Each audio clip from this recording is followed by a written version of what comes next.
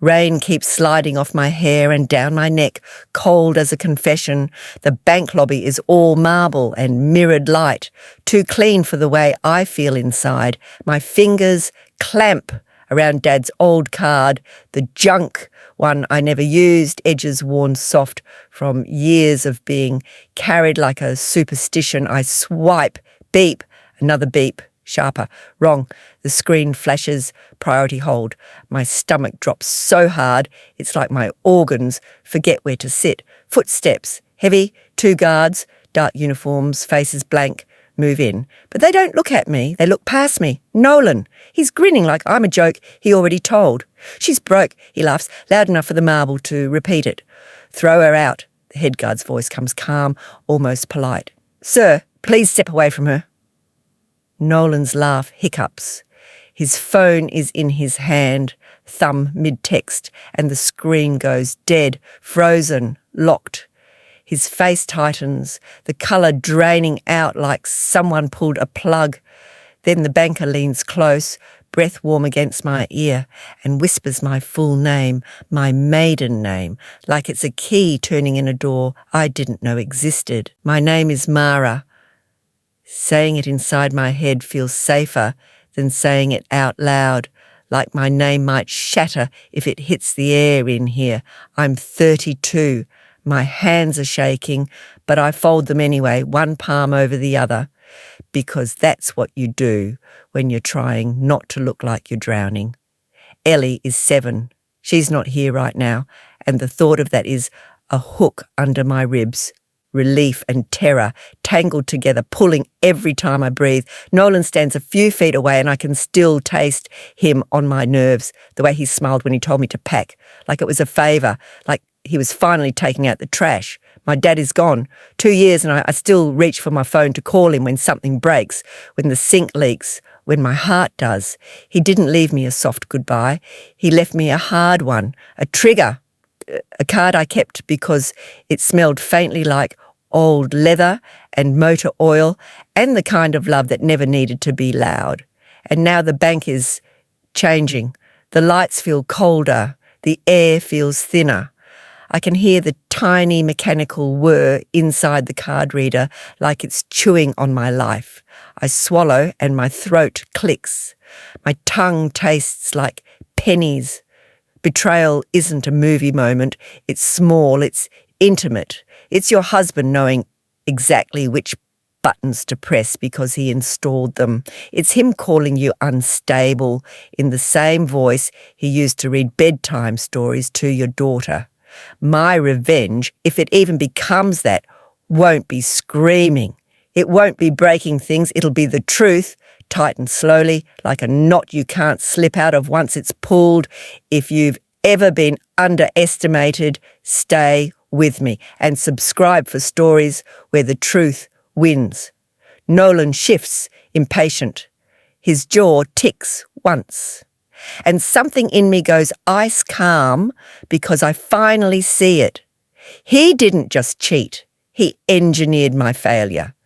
And the way the teller's eyes keep flicking to a door behind the counters, the way her fingers hover, nervous like she's waiting for permission, tells me something worse. Someone here helped him. Grief has a sound, not the sobbing kind you see on screens. Mine sounded like the dishwasher running in an empty kitchen, like the soft click of Dad's tools settling back into their drawer after the funeral.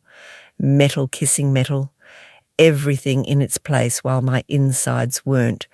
It sounded like my own breathing at night, too loud, too alone, like a stranger had moved into my chest and forgotten to leave. That's when Nolan appeared. I didn't fall in love in some bright, clean moment. I fell in love the way you fall asleep when you're sick because someone finally turned the lights down and put a cool hand on your forehead. He came into the repair shop 3 days after I stopped answering calls. Dad's shop, the small one on Maple, squeezed between a discount pharmacy and a nail salon, with the faded sign that always leaned a little to the right. Dad used to say it gave the place character. He'd wipe his hands on a rag and grin like grease was a medal. Everyone thought it was just a tiny repair shop.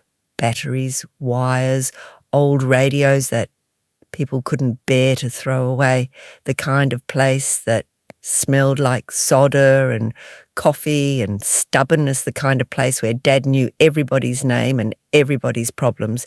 He fixed things for people who couldn't pay and pretended the parts were cheap so they wouldn't feel small. After he died, the shop felt like a mouth with a missing tooth. It whistled in the wind. It hurt to look at. Nolan walked in holding a broken laptop like it was something fragile. He wore a simple button-down, sleeves rolled up. No watch, no show. His voice didn't push, it didn't crowd me. It just arrived. "Are you Mara?" he asked. I remember how my spine stiffened, how my shoulders rose like I was bracing for impact, because everyone who asked my name lately wanted something, a signature, an explanation, a thank you note, a version of me that didn't exist anymore. "Yes," I said. My tongue felt thick, my throat tasted like paper. He nodded, gentle, like we were in church.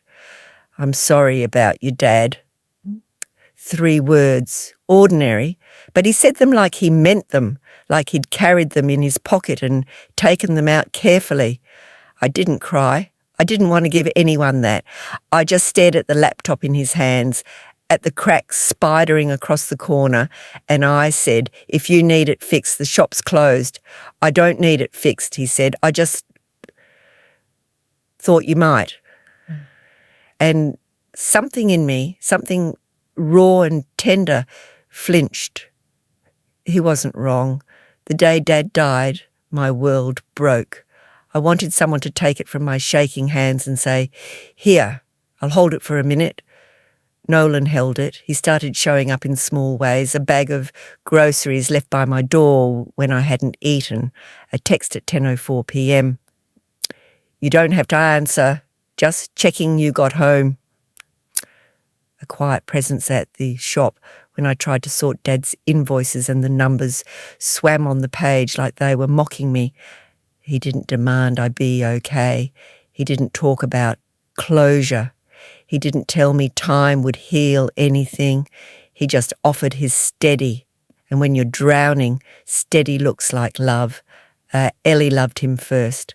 That's the part that still makes my stomach twist. Even now, even in this bank lobby with the marble and the cold light, thinking back to Ellie's small fingers wrapped around his, her laugh bright as dropped coins.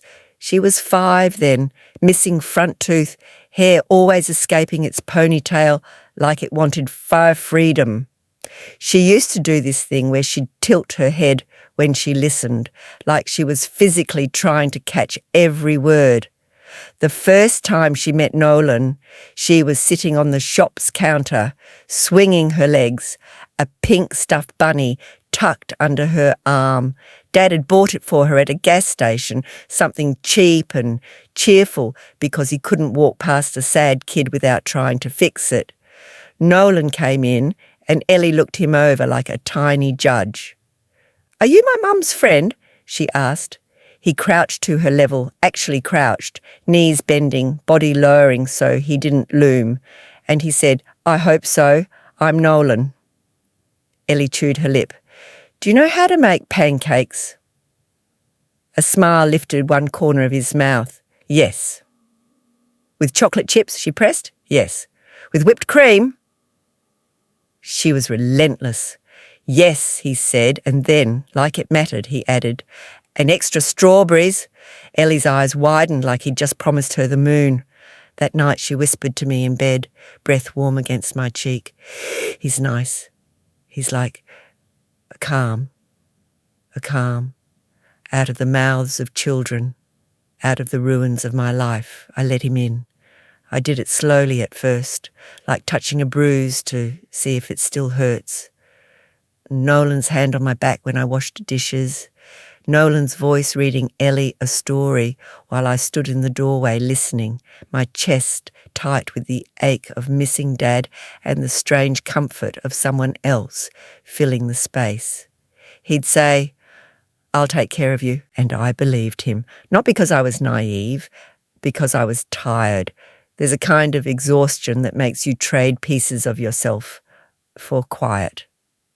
I ignored the small, cold moments because peace felt like oxygen. The first time was subtle. We were at a family gathering, his sister's birthday, and someone asked me what I did.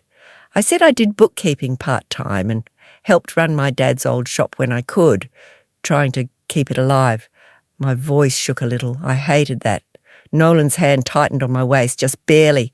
He smiled like he was proud, but his eyes flashed a warning I didn't understand yet. Later in the car, he said, "You don't have to talk about that stuff." "About my work?" I asked, confused. "It makes you sound stressed," he said, like stress was a flaw. "People don't need to know our private struggles."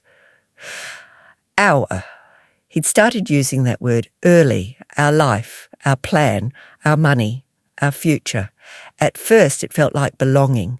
Then it started to feel like possession. Dad's legacy was simple in my mind. Dignity, work, don't let anyone make you feel small for needing help, and don't make anyone else feel small when they need it. He had hands that could fix a radio and a heart that could fix a kid's broken confidence with a wink and a joke. He also had secrets, but I didn't know that then. I only knew the surface, the shop, the grease, the worn leather wallet he kept tucked into his back pocket, the wallet that smelled like cigarettes, even though he never smoked, like it had lived a whole life, pressed against his body. After he died, I kept one thing from that wallet, an old card. It wasn't shiny, it wasn't pretty, the numbers were faded, the stripe was scuffed, it looked like something you'd throw away. I didn't throw it away. I slipped it behind my driver's license. A charm, a relic, a way to keep Dad close enough to touch. Nolan noticed it once when my wallet fell open on the kitchen counter.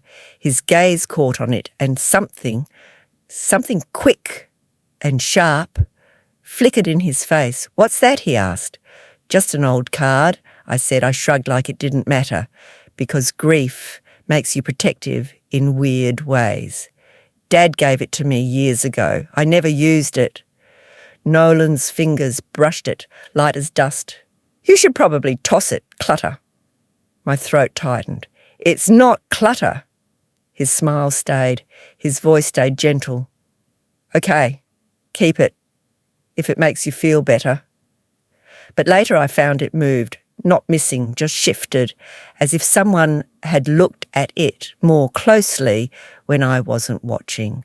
I told myself I was imagining things, because imagining the alternative, that the man who promised calm was quietly inspecting my life like a locked door, felt like inviting a storm. Then came Nolan's upgrade era. It happened the way mould happens, slowly, quietly. One day you notice a spot and realise it's been spreading for months. He started wearing suits, not every day, just more. A jacket here, a crisp shirt there. He bought shoes that clicked on the hardwood like punctuation. He started leaving early, coming home later, always smelling faintly of expensive cologne that wasn't the one he used to wear. New friends appeared, men with polished hair and bright smiles, women with voices like knives wrapped in satin. They'd come over and drink wine in our living room while Ellie watched cartoons, their laughter too loud, their eyes too curious. Nolan would introduce me like a detail. "This is Mara," he'd say, and then turn back to his conversation before anyone could ask me anything real. And then, gradually, he started carving pieces away. "Why are you still doing bookkeeping?" he asked one night, tossing his keys onto the counter like he owned the sound they made. "It's not worth the stress." "It helps," I said. "It's flexible. It covers Ellie's—" "I cover Ellie," he cut in, smooth and sure. "You should focus on being present. She needs you." The way he said it made me feel like arguing would make me a bad mother, so I hesitated. He leaned in, kissed my forehead. "Let me take care of it. Let me take care of you." I quit. I told myself it was temporary. I told myself it was normal. I told myself I was lucky. But once I stepped away from my work, the days got smaller. The world narrowed. Nolan handled bills. Nolan handled insurance. Nolan handled accounts. Nolan handled everything, smiling while he tied the knot. And because I wanted peace, because I wanted Ellie to have a stable home, because I was still grieving and still soft, I let him. The first time I tried to log into our bank account and it didn't work, I laughed it off. "Hey," I called from the couch, phone in my hand. "Did the password change?" Nolan didn't look up from his laptop. "Probably. I updated security. Can you send it to me?" "Later," he said. "I'm in the middle of something." Later didn't come.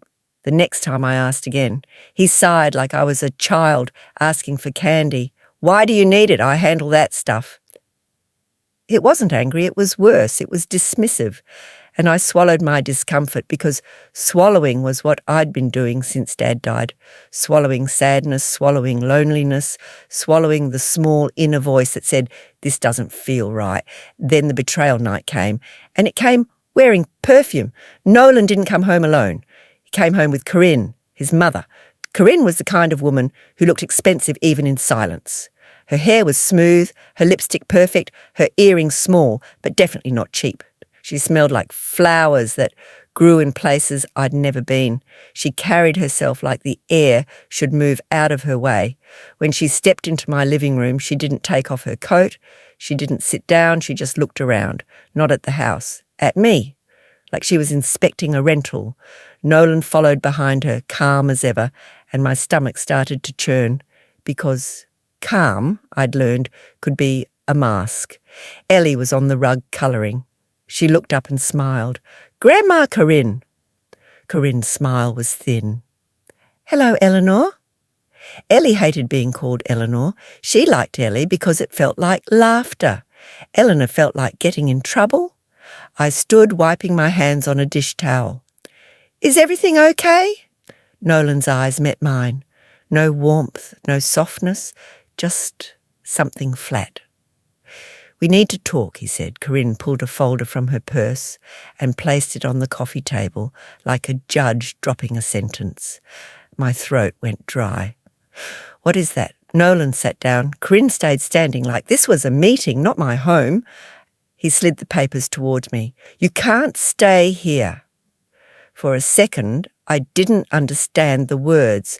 They hit my ears but didn't turn into meaning, like hearing a foreign language. I blinked. "What?" Corinne answered before he could. Her voice was smooth, practiced. "A good mother knows when she's a burden." Heat flashed up my neck. My hands clenched around the towel so hard the fabric bit into my skin. "Excuse me?" Nolan didn't flinch. "Mara, don't make this harder, like he was doing me a kindness." My heart started pounding so loudly I could barely hear the TV in the background. Ellie's cartoon characters kept bouncing around, cheerful, unaware. I glanced at my daughter. She was watching us now. Crayon paws mid-air, eyes wide. I lowered my voice, not in front of Ellie. Corinne leaned forward slightly, then sign and pack quietly. Pack. My knees went weak. I had to grip the back of a chair. Nolan tapped the papers. "You've mismanaged money. You've been irresponsible. I can't keep carrying this."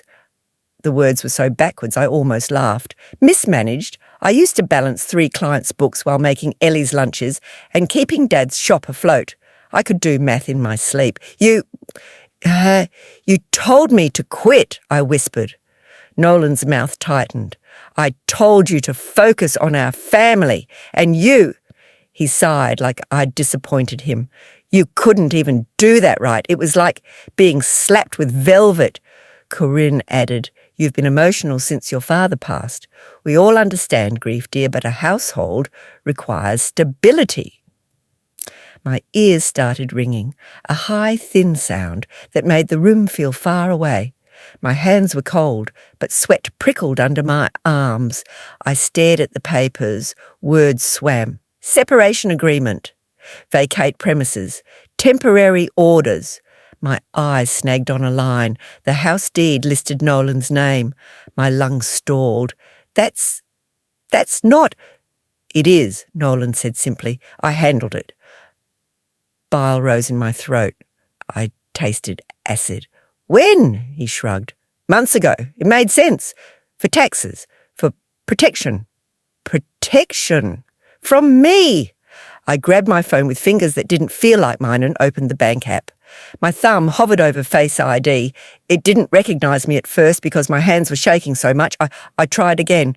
Login failed. Again. Account access restricted. My stomach flipped. What did you do? Nolan's eyes stayed steady. I paused your access for your own good. You've been impulsive. I looked at him. Really looked. At the man who used to brush Ellie's hair back from her forehead when she fell asleep on the couch. At the man who used to whisper, I've got you. My mouth opened, but no sound came out. Ellie stood up slowly, Bunny tucked under her arm. Mum? The sound of her voice broke something in me. I forced air into my lungs. Sweetheart, go to your room for a minute. Her eyes filled instantly, like she was a cup tipping over. Did I do something? No, I breathed. My voice cracked. I hated myself for that crack. No, baby, just go for a minute. She didn't move. Corinne clicked her tongue softly. Children sense tension. This is why it's better if you leave quickly. I wanted to scream.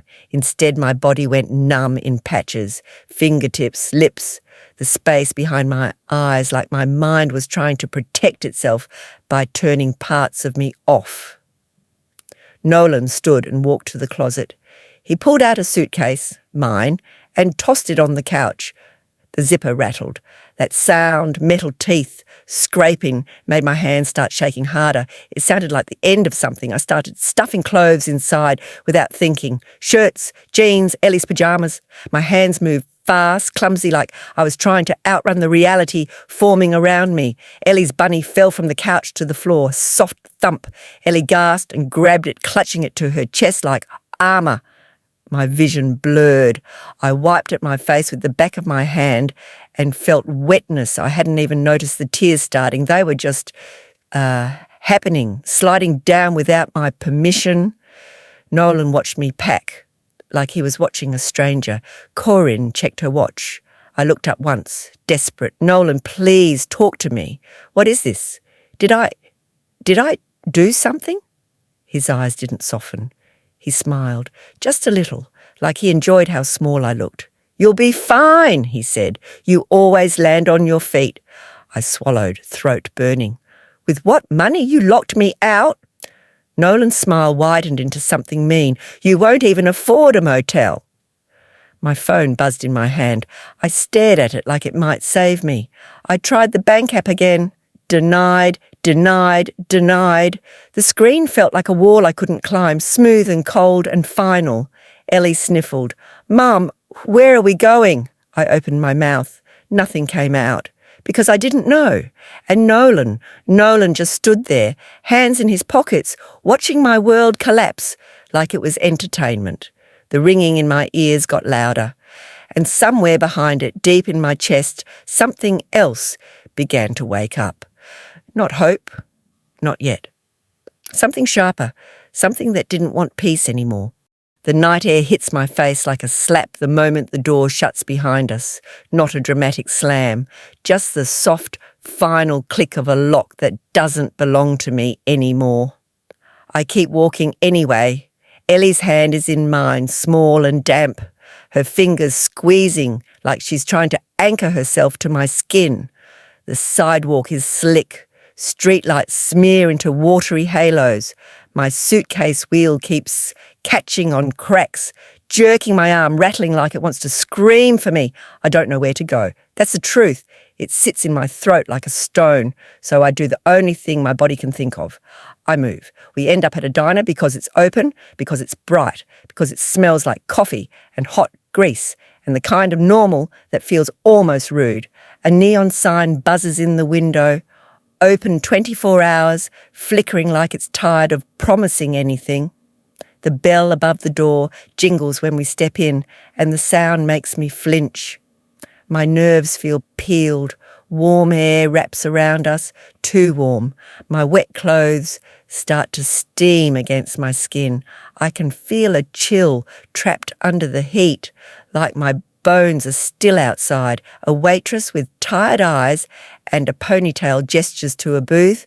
Vinyl seat, sticky table, a laminated menu with pictures that look too shiny to be real.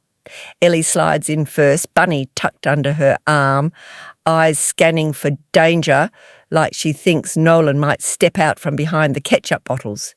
She keeps sniffing, wiping her nose with her sleeve, trying not to cry because she's 7 and she thinks being brave will fix things. I sit across from her and peel off my coat. My shirt clings to my back. My hair drips onto the table in dark dots.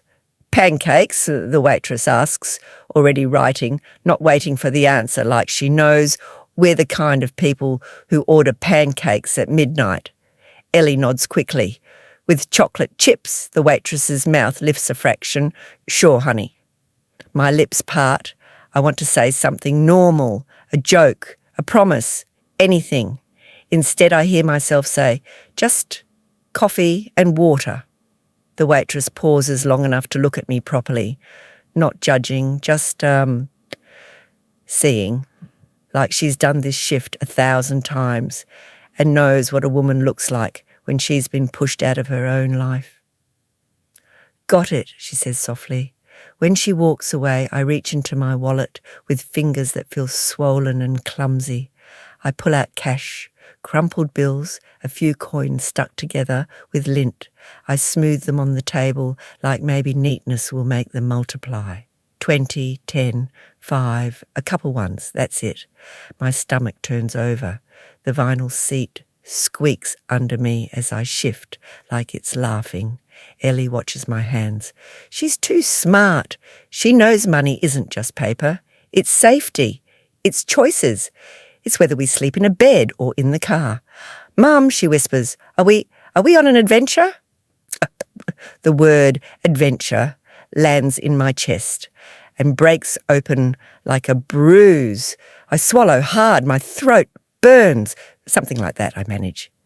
The diner's overhead lights hum. The sound drills into my skull.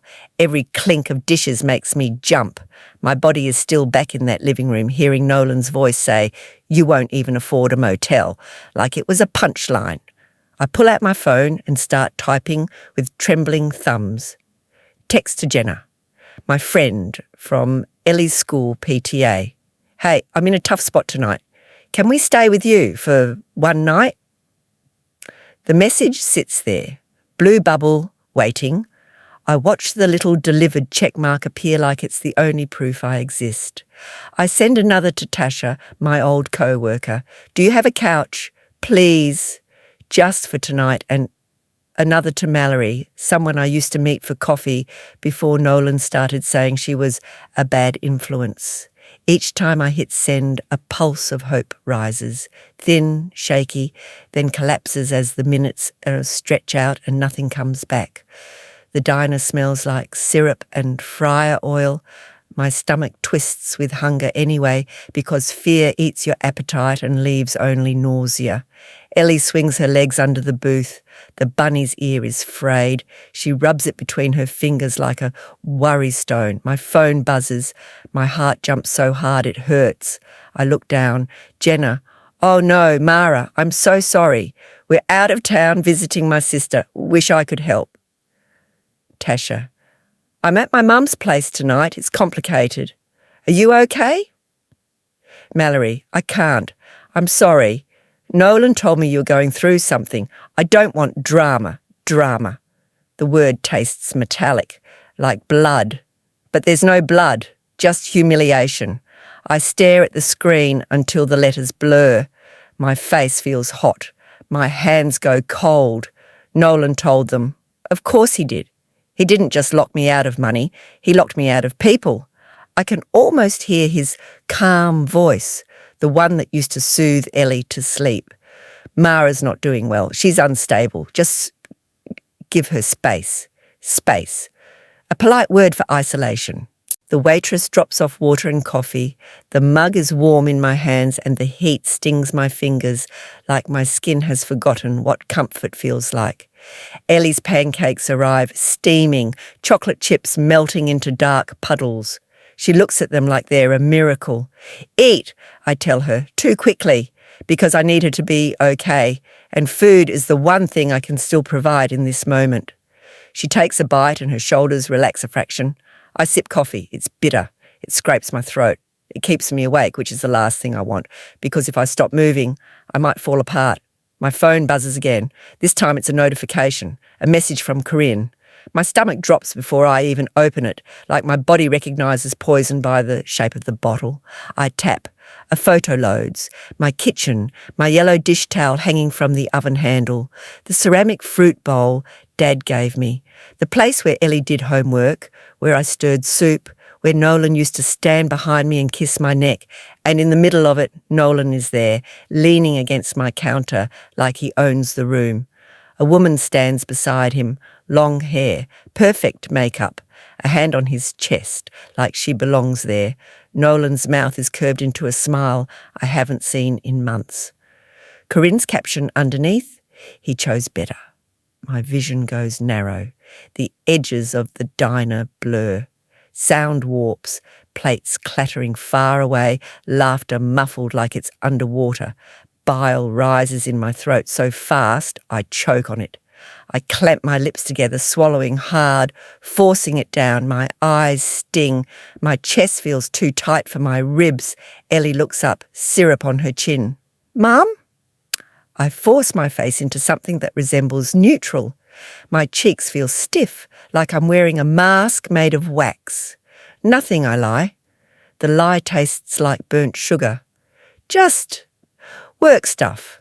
Ellie nods slowly, not believing me but letting me have it because she's kind. Kinder than the adults in my life.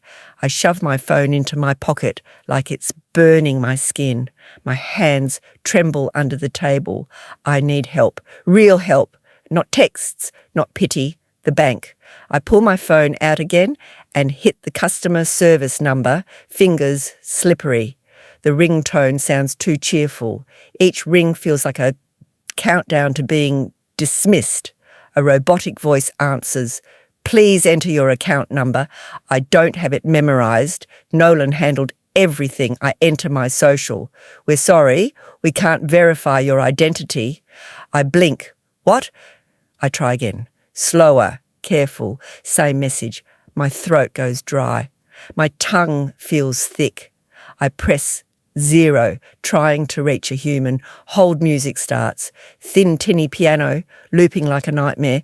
Ellie takes another bite of pancake. She's humming softly now, trying to make the moment normal. The sound breaks my heart.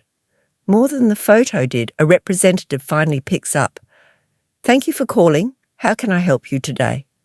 My voice comes out hoarse. My accounts. I can't log in. I think my husband... "Ma'am, can you verify your identity?" the rep asks. Tone already flattening, I answer questions. Date of birth, address, the last 4 of my social. My palms sweat so much the phone feels like it might slide out of my hand. There's a pause, typing. Then, "I'm sorry, ma'am, we're unable to verify your identity at this time." The words hit like a door slamming. "What do you mean you can't verify me?" My voice rises, and I hate it because it sounds desperate. "That's me. I'm me." "Ma'am," the rep says, and the sympathy in her voice feels automated. "I can suggest you visit a branch with 2 forms of ID." "I have my ID," I snap. Then my voice cracks. "My husband locked me out. He kicked me out tonight. I have my child with me. I need access to my funds." I understand, she says, not understanding at all, but I can't assist without verification. Verification, like my existence is a password. I hang up before I start crying into a stranger's ear. My hand shakes so hard my coffee ripples. I grip the mug with both hands, holding on for dear life. Ellie wipes her mouth carefully and pushes her plate away. I'm full, she says. I look at what's left. Half a pancake, syrup pulled, chocolate chips melted. I want to tell her to eat more, to store calories like we might need them, but her eyes look heavy. Her brave is running out. I'm proud of you, I whisper, and I mean it so much it hurts. Her lips tremble. Can we go home now? Home. The word is a knife. I press my smile into place. Not tonight, baby, but we'll figure it out. I pay the bill with hands that barely work. The waitress doesn't meet my eyes when she takes the cash. She just nods, like she's protecting my dignity by pretending this is normal. We sit in the booth a little longer because leaving means facing the night again.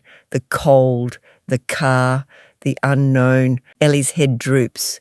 She curls against my side without asking, warm and soft, her hair smelling like shampoo and syrup.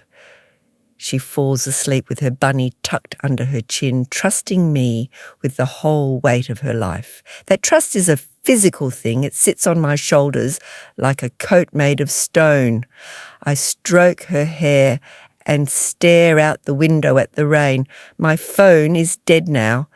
Battery low, screen dim, like even the little lifeline it was pretending to be is giving up.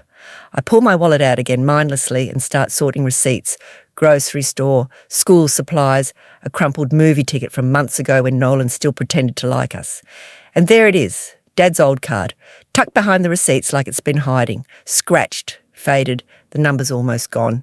The stripe worn dull, it looks worthless, it looks like nothing. But when I slide my thumb over it, I swear I can feel the imprint of Dad's hands, the warmth he used to carry in his palms, the steadiness. My throat tightens, my eyes burn, a memory surfaces, sudden and sharp, like a shard of glass catching light. Dad in the shop, wiping his hands on a rag, looking at me with those tired, kind eyes. If the world turns on you, he'd said once, voice low like it was a secret he didn't want the walls to hear. Don't beg, don't scrape. Go to the people who must answer. The people who must answer. My breath catches. I look down at Ellie asleep on my shoulder, her little chest rising and falling. I feel the weight of her trust, the weight of my fear. Then I feel something else underneath it. Anger, not the wild kind, the focused kind, the kind that points. I slide the card back into my wallet carefully, like it's fragile, like it's a match I don't want to strike too soon. Outside, the rain eases into a mist. The sky lightens at the edges. Morning is coming whether I'm ready or not. I carry Ellie to the car, settle her in the back seat with the bunny, tuck my coat around her like a blanket. My hands move automatically, shaking less now, like my body has decided on a direction. I don't sleep.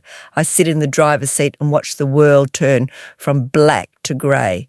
I watch the bank's opening hours on my phone before it dies completely. 8:30 a.m. When the clock on the dashboard flips over, I start the engine. The heater sputters lukewarm air that smells like old dust. I grip the steering wheel until my knuckles ache. Ellie stirs as we drive. Her eyes open slowly. Where are we going? I swallow. My mouth tastes like coffee and fear. To ask questions, I whisper. The main branch rises out of the morning like a monument, glass and stone, flags hanging limp in the damp air, people in clean coats walk in and out like nothing can touch them. I park. My legs feel numb when I stand. My stomach is empty and sour. I smooth my hair, wipe my face, try to look like someone who belongs in a place like this. I take Ellie's hand. We walk across the wet pavement together. The automatic doors whoosh open. Warm air hits my face. The smell of polished floors and money and other people's security. A teller looks up. Her smile appears, bright, rehearsed. Then I pull Dad's old card from my wallet and hold it out, and her smile collapses like a curtain dropping. The bank air hits different than the diner. It's colder, cleaner, like it's been filtered through rules. Polished stone, disinfectant, the faint bite of someone's expensive cologne drifting from a passing suit. Every step I take makes a small, humiliating sound. Wet sneaker squeak, suitcase wheels scraping, like the building is announcing me. I'm aware of everything at once. My damp coat sticking to my arms, the cheap suitcase handle biting into my palm, the thin fabric of Ellie's jacket wrinkled at the shoulders because she slept in it, her little hand in mine, warm and trusting, while my own skin feels too tight over my bones. People look. Not openly, not with their heads turned, with their eyes sliding. I catch reflections in the glossy floor, shapes of faces, angles of attention, like I'm a smear they don't want on their day. My cheeks burn. Shame crawls up my neck, prickling under my hairline. It whispers, "You don't belong here." I force my spine straight anyway. I approach the counter. The teller's smile is already back on her face, stretched and practiced, but it's wrong now. Too thin around the edges, like a paper mask glued on in a hurry. "Hi," I say, and my voice comes out steadier than I feel. My tongue sticks to the roof of my mouth. "I need help accessing my accounts." Her eyes flick, down to the suitcase, up to my wet hair, then to Ellie, then back to my hand as I slide the card across the counter. Dad's old card. For a beat, nothing happens. Just the hum of the lights, the soft shuffling of papers. Somewhere behind me, the steady tick of a wall clock that sounds like a warning. The teller's smile collapses, not slowly, it drops. Her lips part as if she's about to speak, and then she doesn't. Her hand moves, but not toward a keyboard, towards something under the counter, a button, a small motion, a subtle press with a finger that's suddenly stiff. My stomach tightens, my scalp tingles. Ellie squeezes my hand. "Mum?" she whispers. "I'm right here," I whisper back without looking down, because looking at Ellie will crack me open. The teller clears her throat. "One moment," she says, and her voice wobbles just enough to let me see the fear hiding in it. I lean in slightly. "What is that card?" I ask, quieter. Her eyes dart to the side. I'll get someone," she says, and it sounds like she's apologising. My pulse jumps. I can hear it in my ears, loud as the diner's overhead hum. My hands go cold. The card sits there between us like a live wire. She gestures toward the little card reader pad. "If you could just, swipe it." My fingers curl around the card. The plastic is warm from my body, worn smooth by years of rubbing against receipts. I swipe, beep, a normal beep, ordinary. Then a second beep, sharper. The kind of sound that isn't asking permission. The screen flashes, and even from my angle, I catch it. 2 words in harsh, bright letters. Priority hold. My breath locks in my throat. My lungs forget to work. The edges of my vision shimmer. A quiet click sounds somewhere behind the counter, like a door unlocking or locking. Footsteps, not one pair, several. They come fast but controlled, the way professionals move when they've practiced not showing urgency. 2 security guards appear from the side corridor, dark suits, earpieces, shoulders broad enough to block light. My body reacts before my mind catches up. My shoulders tense, my skin prickles. The old fear, the kind that comes from being told to leave, told you're nothing, rushes up my spine. I tighten my grip on Ellie's hand. The guards don't come to me like they're going to drag me out. They step in behind me, not to push me toward the exit, to stand between me and it, a subtle wall. My stomach flips. Confusion swirls, hot and dizzying. I feel trapped Then I realise they're not trapping me. They're protecting me. One guard's eyes sweep the lobby like a scanner. He doesn't look at my suitcase, doesn't look at my rather wet coat. He looks past me toward the doors. Ellie shifts closer. Her little shoulder presses into my hip. She smells like kid shampoo and rain and the syrup from earlier, and that scent nearly drops me to my knees. The teller is typing now, fingers flying, face pale. She keeps glancing at a door behind the counters like she expects someone to burst through it. I swallow hard. My mouth tastes like metal again, and then the doors slam open so hard the whoosh of warm air is replaced by a sharp gust, like the bank flinches. Nolan strides in, not walks, strides. Anger is pouring off him like heat off asphalt. His hair is perfect, of course, his coat dry, his shoes clean, his face arranged into a practiced expression of righteous irritation, as if he's the injured party and the world should rush to soothe him. His eyes lock on me instantly, and the look he gives me makes my stomach hollow out. Not surprise, not concern, ownership. Like I'm a thing that wandered off and needs to be retrieved. He storms up, ignoring the security guards, ignoring the teller's stiff posture, ignoring the fact that Ellie is pressed against me like a shield. "What the hell do you think you're doing?" he snaps, loud enough that heads turn.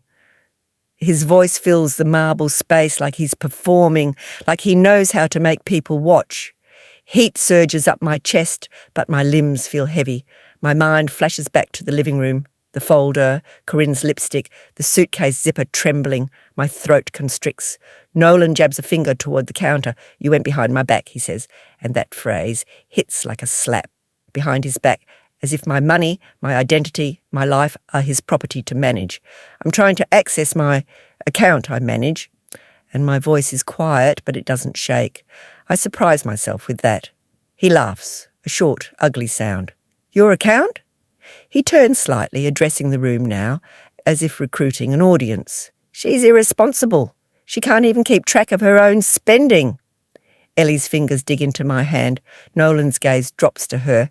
His smile switches on, slick. "Hey, kiddo," he says, sweet as poison. "You okay?" Ellie doesn't answer. She just holds tighter. Nolan's jaw twitches. He looks back at me and his eyes sharpen.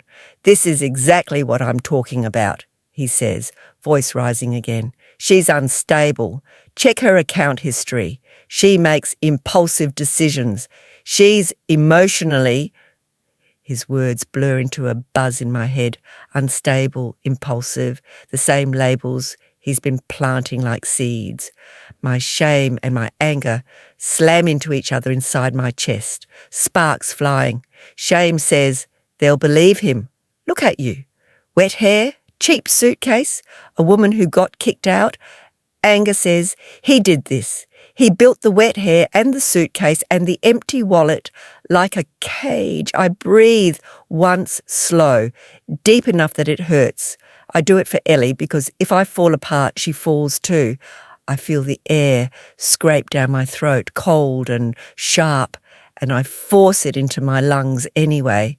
I let it fill my belly. I let it anchor me. Nolan keeps talking, words spilling, confident. He's good at sounding reasonable when he's being cruel. "She's been confused since her father died," he says, and the mention of Dad is like someone pressing a thumb into a bruise. "I've been trying to keep things stable for Ellie. For the family." The word family makes my stomach twist. The security guard nearest Nolan steps forward, not aggressively, just, present. A shadow sliding between Nolan and me. "Nolan," I say, and my voice comes out low, and the way his eyes flick to my mouth tells me he's not used to hearing me speak like this. "Stop." He blinks, startled for half a second, then scoffs. "Stop what? Saving you?" The teller's phone rings behind the counter. She snatches it up.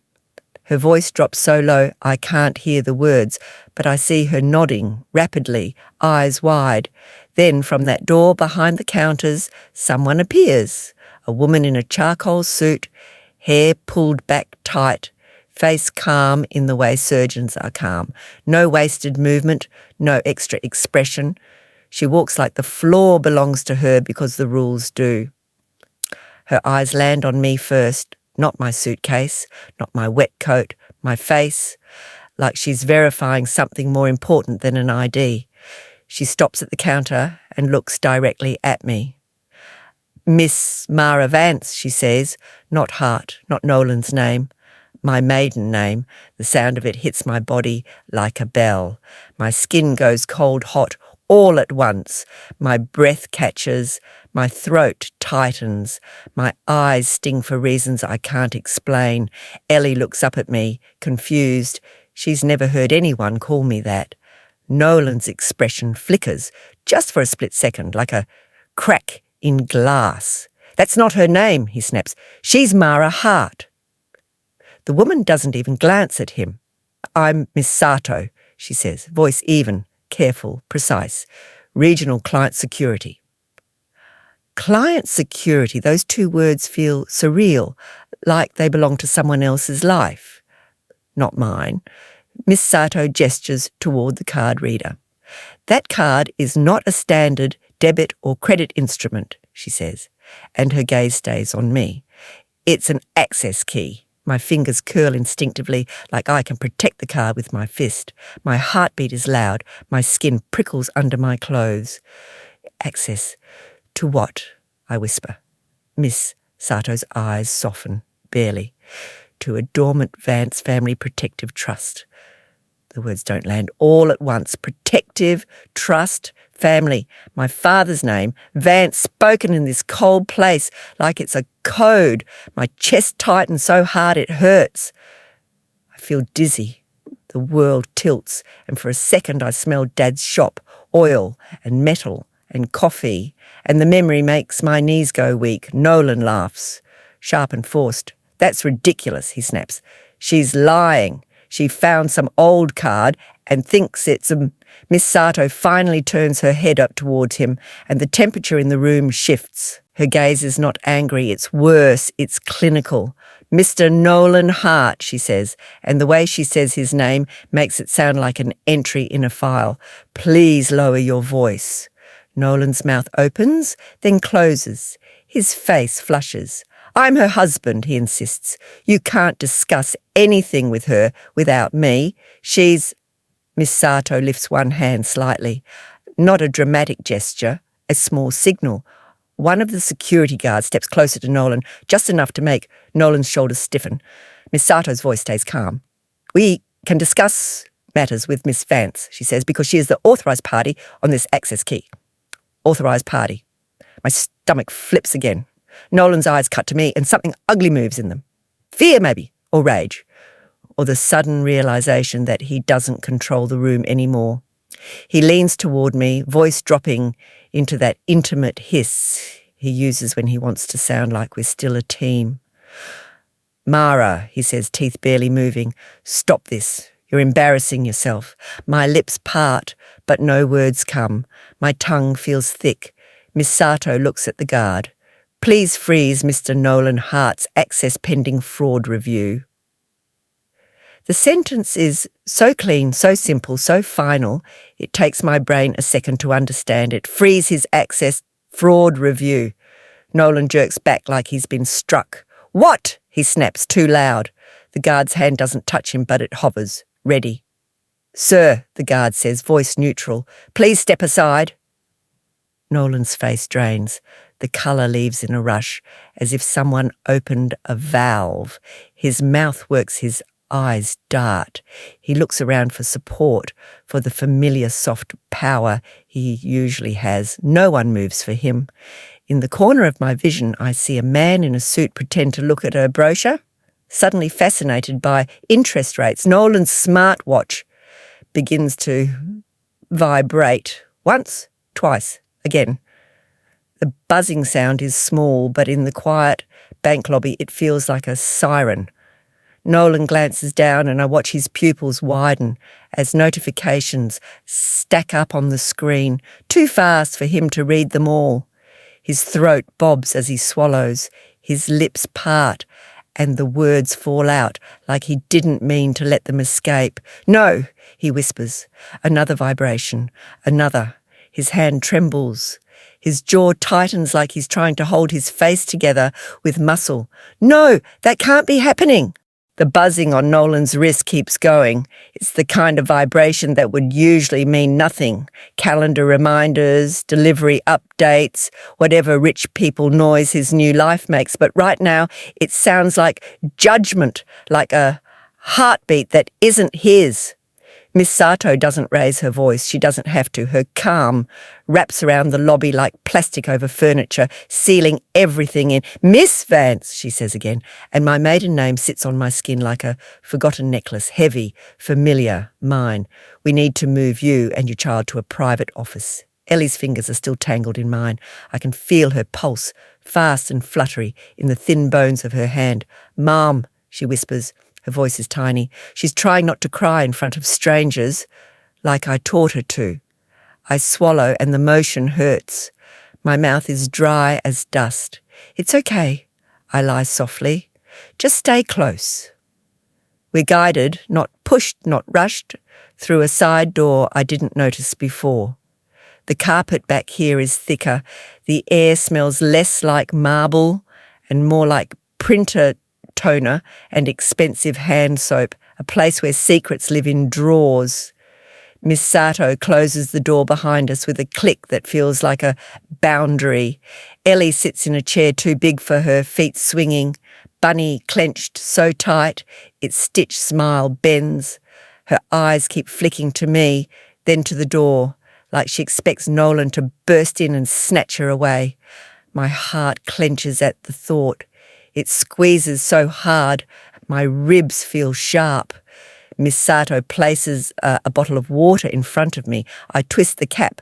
My hands shake. The plastic crackles too loudly. I drink anyway. The water is cold, clean, and it hits my empty stomach like a stone dropping into a well. "I don't understand," I say, and my voice comes out like sandpaper. "I thought my dad, he had a small shop. We were normal." Miss Sato's gaze doesn't flinch at the word normal. She just opens a folder. Inside are pages that look too official to be real. Typed blocks, dates, stamps, signatures. I see my father's name, Vance. My throat tightens so fast I cough once, sharp. It's like my body is trying to reject the fact that Dad is being discussed in a bank office by a woman with a title, like he was someone important. "He was careful," Miss Sato says. "He didn't show it. He didn't want it to change your life." Ellie's head tilts. "Who?" she asks, and her voice is small but curious, like she's stepping into a story. I glance at her and my eyes burn. "Your grandpa," I whisper. Miss Sato slides a page towards me. The words blur at first, then sharpen as my eyes focus. A settlement, private, the name of a company I vaguely recognise, something industrial, big, the kind of place people drive past and never think about. My stomach flips. "What is this?" Miss Sato folds her hands. "Your father resolved a liability incident years ago. He insisted on confidentiality. He directed the funds into a protective structure." Protective structure!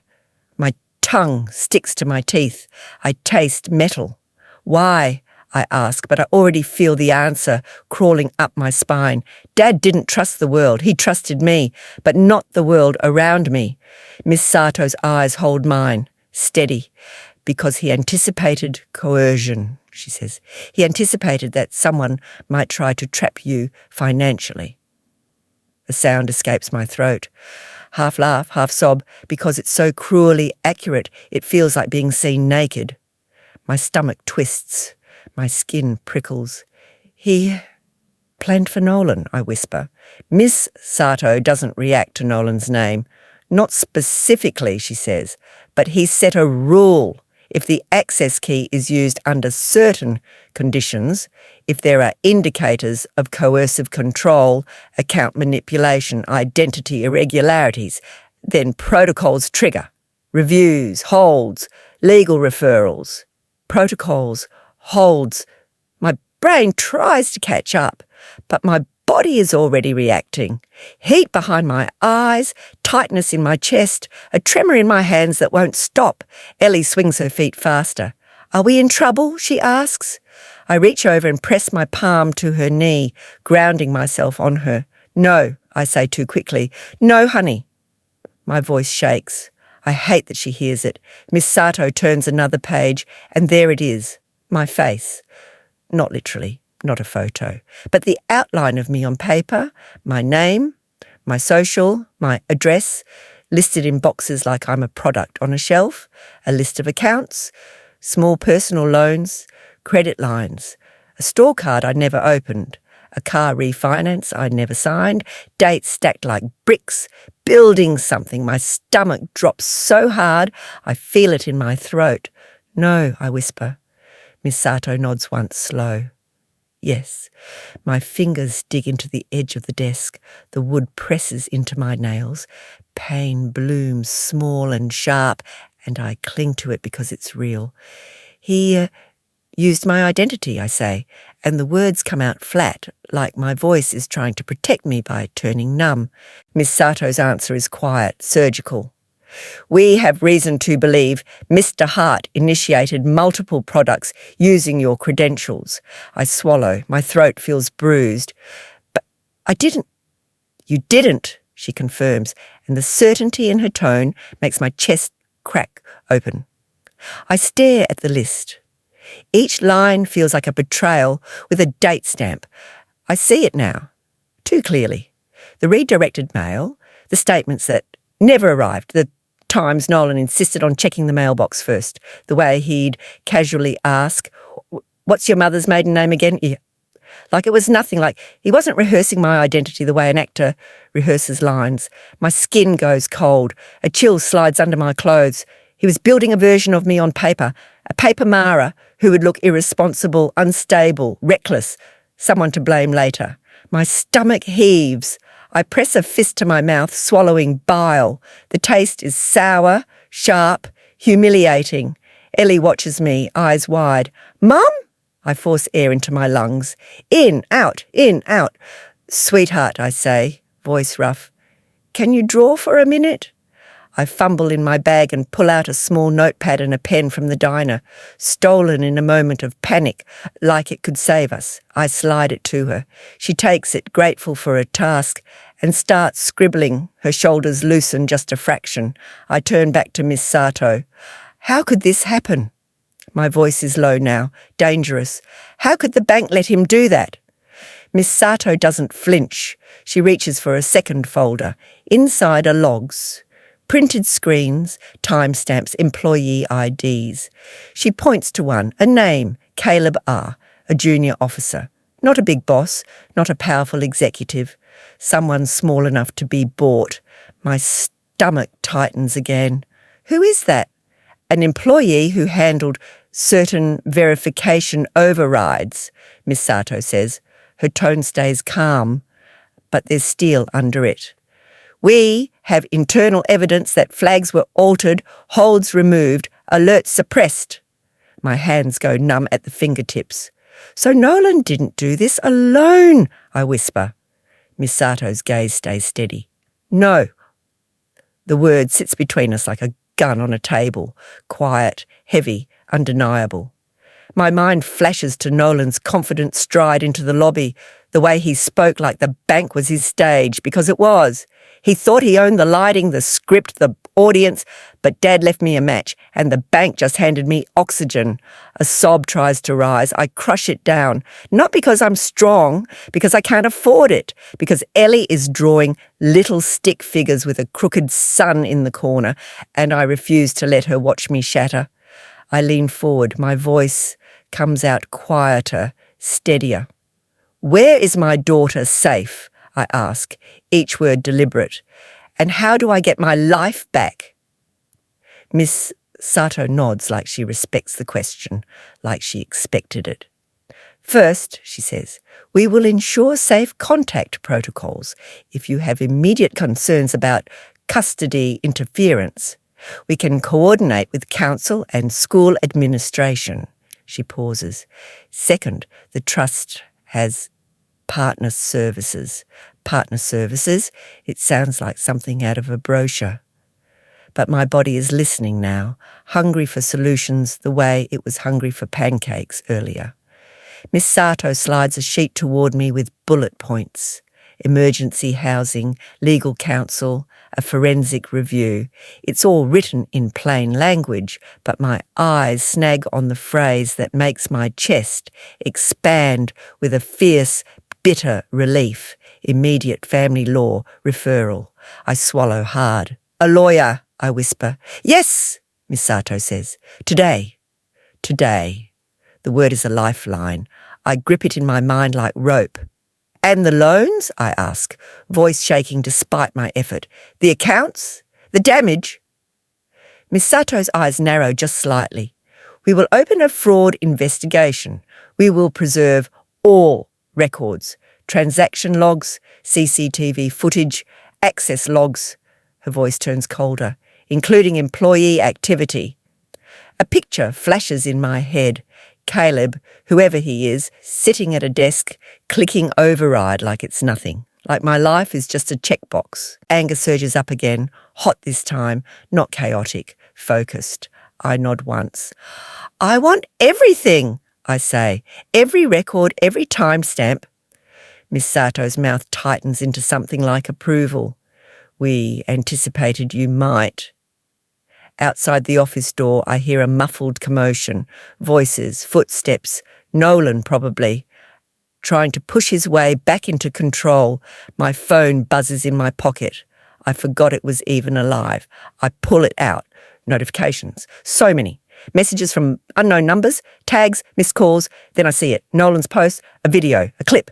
My stomach drops again. He's already spinning it. The thumbnail shows my wet hair. My suitcase, my face, turned toward him, mouth open mid-sentence, captured in the most unflattering, desperate moment. The caption reads like a knife. Dipped in honey, I finally escaped an abusive wife. Please pray for my daughter. My throat closes, my hands go icy, my skin prickles all over like ants are crawling beneath it. Abusive. The word turns my stomach inside out. I glance at Ellie. She's still drawing, tongue poking out slightly in concentration, innocent to the war being waged over her. I look back at Miss Sato. My voice comes out sharp. He's lying, I say. He's posting it right now. Miss Sato leans in, eyes scanning the screen. Her expression doesn't change, but something behind it hardens. We will request footage, she says. Full context, full audio, full timeline. My mouth tastes like blood, but I haven't bitten my lip. I think I'm just tasting fury. And my lawyer? I ask. Miss Sato nods. They will draft a cease and desist. We will also prepare an evidence packet. Evidence packet. The phrase makes my shoulders loosen a fraction. Not because I'm relaxed, because I'm armed in a clean way, a legal way, a way that doesn't require me to scream or break anything to be believed. I glance down at my hands. They're still shaking, but now the shaking feels like energy, not collapse. Miss Sato's phone rings. She answers quietly, listening. Her eyes flick up to me once. Then she says, "Understood." She hangs up and looks at me. "We have another issue," she says. My stomach tightens again, like it recognises the pattern. Every time I start to breathe, something else comes from my throat. "What?" I ask. Miss Sato's voice stays even. "Your daughter's school has been contacted." The room tilts. My breath catches. "By who?" Miss Sato's gaze doesn't waver. "Corinne Hart," she says. "She is attempting to present guardianship paperwork. For a second, the world goes silent. Like all sound got sucked out of the office. Then my blood roars back in my ears, loud as a storm. Ellie looks up, sensing the shift, eyes wide.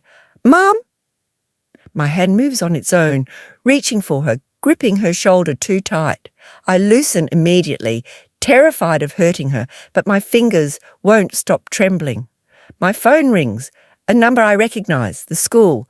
My stomach drops through the floor. I answer with a voice that doesn't sound like mine. Hello? The principal's voice is tight, hurried, frightened in a professional way. Mara, Mrs. Hart, please don't panic, she says. And the words "don't panic" are gasoline on my nerves.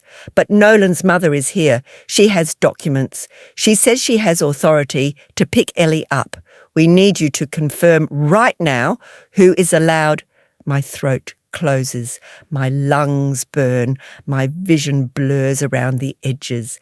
I stare at Ellie, sitting in that chair, Bunny in her lap, looking at me like I'm the whole world. And I realise Nolan and Corinne aren't just trying to break me. They're trying to take my child.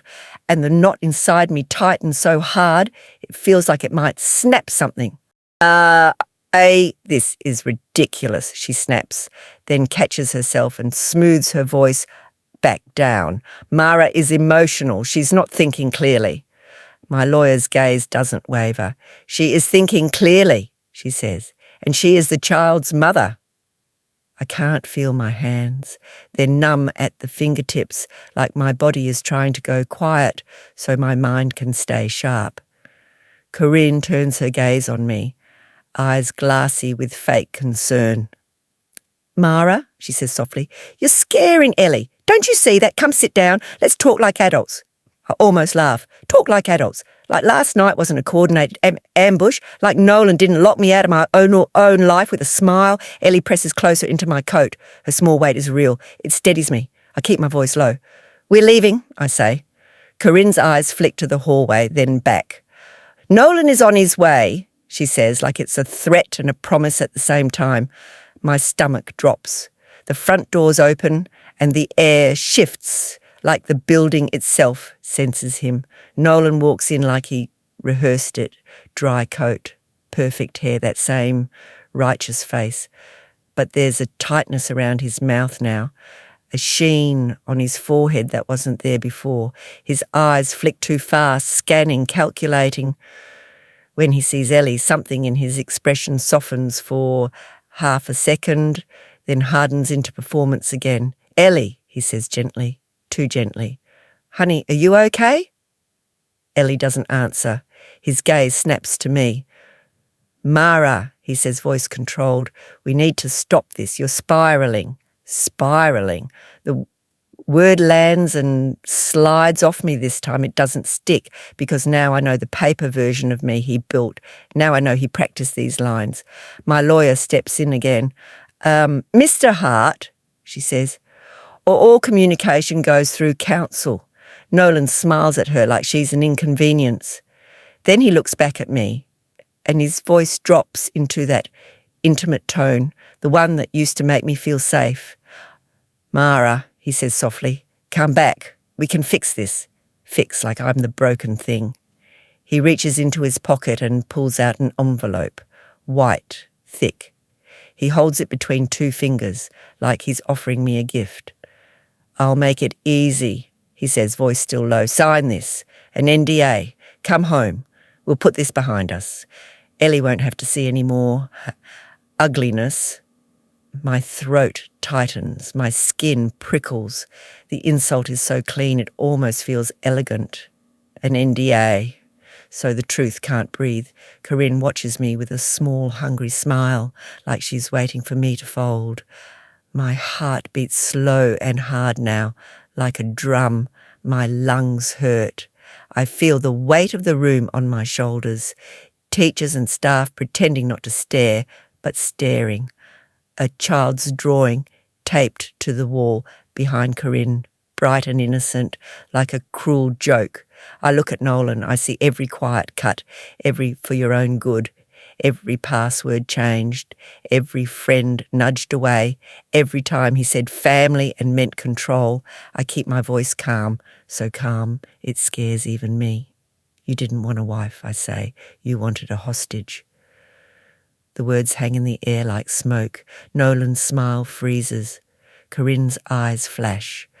Ellie's hand finds mine, her fingers lace through mine, tight. The principal exhales like she's been underwater. Nolan's jaw works. He steps closer, careful, like he thinks he can still talk me down. "Mara," he says, voice sharpening, "don't do this." My lawyer lifts a hand. "Step back," she says, and her voice is still polite, still controlled, but it carries authority like a badge. Nolan's gaze flicks to the resource officer, to the principal, to the other adults watching now. He recalculates in real time. He steps back. One half step, like retreating, is physically painful. We leave with Ellie's hand in mine, no shouting, no scene, just the quiet sound of Nolan's breath turning ragged behind us and Corinne's heels clicking as she follows for 2 steps, then stops when the officer shifts his weight in her direction. Outside, the cold air hits my face and I realise my cheeks are wet. I didn't feel the tears start. They're just sliding down, hot against the winter. Ellie looks up at me. "Are we going home?" she asks. Voice thin. The word home nearly breaks me. I crouch in front of her right there by the curb, ignoring the wet pavement soaking into my knees. I cup her face with trembling hands. "We're going somewhere safer," I whisper. She nods slowly, trusting me with everything again. Later, hours later, in a courtroom that smells like old paper and stale air, my body feels like it's vibrating from the inside, a hummingbird trapped in my ribs. The hearing is fast, emergency, temporary orders. The judge's face is neutral, tired, like he's seen too many families tear themselves apart and he refuses to be moved by tears alone. Good, because I have more than tears. My grip on the phone is so tight my fingers cramp. The principal's voice keeps talking, words like confirm and policy and we need, but all I hear is the blood in my ears pounding like a fist on a locked door. Ellie's eyes stay on me. She's not crying. Not yet. She's waiting. The way kids wait when they sense adults are lying with their faces. I force air into my lungs, slow, deep. My ribs protest like they're too small for this panic trying to expand inside me. "Put her on speaker," Miss Sato says, calm. Like calm is something you can hand to someone else and have it work. I do it. "Mara," the principal says again, tighter now. "This is Miss Sato with—" Miss Sato starts, then stops. She looks at me. She lets me own it. I swallow. My mouth is dry. "Ellie is not to be released to Corinne Hart," I say, and my voice comes out low, clear, like it's been waiting its whole life to become steel. "Not today. Not ever. Do you understand me?" A pause. "She has documents. Do not release my child." I repeat. I don't raise my voice. I can't afford to. "I am on my way." I end the call before I can hear another argument. My hands shake as I reach for Ellie's coat. "Baby," I whisper, forcing my face into calm, "we're going to take a little drive." Her brows knit. "To school?" "Yes," I say. "And you're going to stay right beside me?" She nods once, serious, like she's taking an oath. Miss Sato moves fast now, still quiet. A door opens, a hallway. Someone hands me a card with a number on it. Another person presses a folder into my hands, paper heavier than it should be because it's filled with proof. A woman in a navy suit introduces herself as my attorney, and I barely register her name because my body is already halfway out the door. Outside, the air is cold and wet and sharp. It slices clean through my jacket. My stomach tightens with every step, every second that Corinne might be smiling at Ellie's school front desk, pretending she's family. The car ride is blur of stoplights and my own pulse. Ellie sits in the back, too quiet, Bunny clenched in her lap. I keep checking the rearview mirror not to see traffic, just to see her, to make sure she's still for us mine. When we pull into the school parking lot, my lawyer is already beside me, her heels clicking like punctuation. "Miss Sato isn't here, but her calm feels like it's still stuck to my skin, thin and protective. The folder sits under my arm like a shield. The front office smells like crayons and laminated paper and someone's burnt coffee. Corinne is there. Of course she is. She stands by the counter like she owns the space. Hair perfect, coat tailored, lips painted a shade that says she never sweats. One hand rests on a stack of papers. The other holds her phone at chest height, like she's ready to record. Her eyes flick to me and a smile blooms, slow, satisfied. Mara, she says sweetly, there you are. My stomach turns. My throat tightens. I can taste bile, hot and sour. I step closer, keeping Ellie behind my hip. Ellie peeks around me, eyes wide, and Corinne's smile sharpens, like she's pleased Ellie is scared. You're causing a scene, Corinne says softly, as if she's doing me a favour by keeping it private. My lawyer steps forward before I can speak. Ma'am, she says, voice level, I represent Mara Vance. Please stop addressing her directly. Corinne's eyes narrow a fraction. I'm here for my granddaughter, she says, and she says granddaughter like it's a weapon. The principal looks like she's been holding her breath for an hour. Her face is pale, jaw tight. The school resource officer stands near the hallway, hands folded, posture polite but alert. Corinne taps the papers. As you can see, I have guardianship authorization, she says, and the word authorization hits me in the chest like Nolan's voice in the bank. My lawyer holds out her hand. May I? Corinne hesitates, then slides the papers across with 2 fingers, like touching us might contaminate her. My lawyer scans them quickly. Her eyes move fast, precise. She doesn't react, which makes my stomach clench harder. Then she looks up. These are not filed, she says simply. Corinne's smile doesn't move. They're signed. Signed isn't filed, my lawyer replies, still calm. This is not a court order. This is not enforceable. And the date on this notary stamp is inconsistent with the jurisdiction listed. The words are dry, legal, but to me they sound like the crack of ice under a weight. Corinne's smile twitches. The resource officer steps closer, still polite. Ma'am, he says to Corinne, you'll need to leave these documents with administration. You can't remove a child from campus without a valid court order or parent authorization. Corinne's nostrils flare. For the first time, her control slips and I see the anger underneath, hot, offended, entitled. My lawyer slides the evidence forward, logs, timestamps, the fraud indicators, the identity misuse, the pattern that looks like a cage built out of paperwork. Nolan sits at the other table, jaw clenched, hands folded too neatly. He keeps that reasonable expression on his face, but I see the crack in it now, a tremor in his knee, a twitch at the corner of his mouth. He's not in control here. The judge reads, asks questions, listens. When the judge speaks, his words are measured and devastating in their plainness. Temporary orders, no unilateral school pickups, communication through counsel, financial protections in place pending investigation. Nolan's face tightens with each sentence, like the truth is being tightened around his throat. Outside the courtroom, my phone buzzes.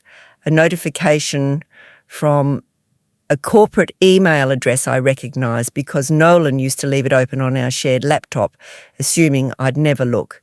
His employer, a compliance firm. It's short, formal, cold. Mr. Hart has been placed on administrative leave pending review. I stare at the screen until my eyes burn. Nolan's world is cracking too. Across the hall, I see a bank representative in a dark suit speaking with someone else, and my lawyer murmurs that the banker has opened the formal fraud case, that restitution processes are starting, that the employee, Caleb, was escorted out of his office. Escorted out. The phrase makes my stomach tighten with something that isn't joy. It's relief, because for once someone else is being removed, not me. We step outside into grey afternoon light. The air smells like wet concrete. My body is exhausted in a way that feels ancient. Nolan appears behind us, moving quickly, trying to close the distance like he can still grab the narrative back with his hands. "Mara," he calls, voice strained. "Wait!" My shoulders tense. My pulse spikes before he can get close. 2 building security guards step into his path. Not police, not dramatic, just men in uniforms doing a job. One of them lifts a hand, palm out, like a stop sign with a heartbeat. "Sir," the guard says calm, "you are not authorised." The words land like a gavel. Nolan stops. His face twists, caught between rage and humiliation. For a second, he looks around like he expects someone to defend him, to recognise him, to restore him. No one does. He stands there, blocked by a simple sentence, "not authorised." I keep walking. In the car, Ellie is quiet, pressed against the seat, eyes heavy. She watches the passing trees like she's trying to understand how life can change so fast. My hands ache on the steering wheel. My shoulders are knotted. My jaw hurts from clenching. At the first red light, I open my wallet without thinking. Dad's old wallet photo is tucked behind the card, creased at the corners. I hadn't looked at it in a long time because it hurt too much. I slide it out. Dad is smiling in it. Half grin, eyes crinkled, grease smudged on his cheek. He's holding Ellie as a baby, her tiny fist wrapped around his finger. His hands look big, strong, protective. I stare at his face until my throat tightens and my eyes blur. He didn't plan this for revenge. He planned it for freedom. My chest caves in with grief, then expands with something steadier, something I can breathe with. I tuck the photo back in place, carefully, like it's a promise. And when Ellie's sleepy voice drifts from the back seat, "Mum?" "Yes, baby?" Her answer comes soft, fragile. "Are we okay now?" I swallow hard, feeling the weight and the warmth of the word okay. "We're getting there," I whisper. "We're getting there." The new apartment smells like fresh paint and cardboard and something clean I can't name. It's not home yet, but it's quiet. The kind of quiet that doesn't feel like abandonment, more like a door closing gently behind me. Ellie's laugh comes back in pieces at first, a little burst when her bunny talks in a silly voice, a quick giggle when she slides across the smooth kitchen floor in her socks. Then one day, it's loud and unguarded, and it hits me so hard I have to grip the counter until the trembling in my hands settles. My hands are steadier now, not because I'm fearless, because I'm no longer being starved of money, of truth, of air. I'm sleeping in short stretches, waking up with my jaw unclenched for the first time in months. Some mornings I still taste panic, like old coffee on my tongue, but it doesn't own the whole day anymore. I keep thinking about the way Nolan used to say it. "I'm doing this for you." Like control could wear the costume of love, like taking my choices away was a kindness. That's what betrayal is in the end. Someone learning your softest spots and pressing them with a smile. But truth is boring in the best way.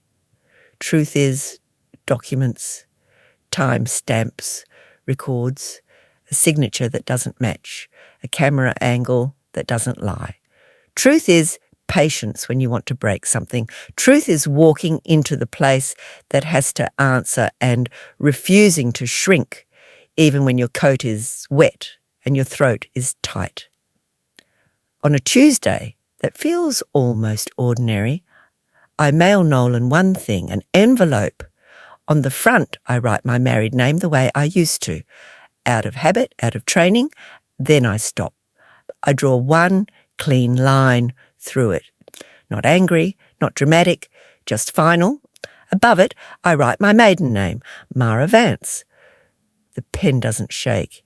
If this story gave you strength, like subscribe and tell me, what would you do if someone tried to erase you?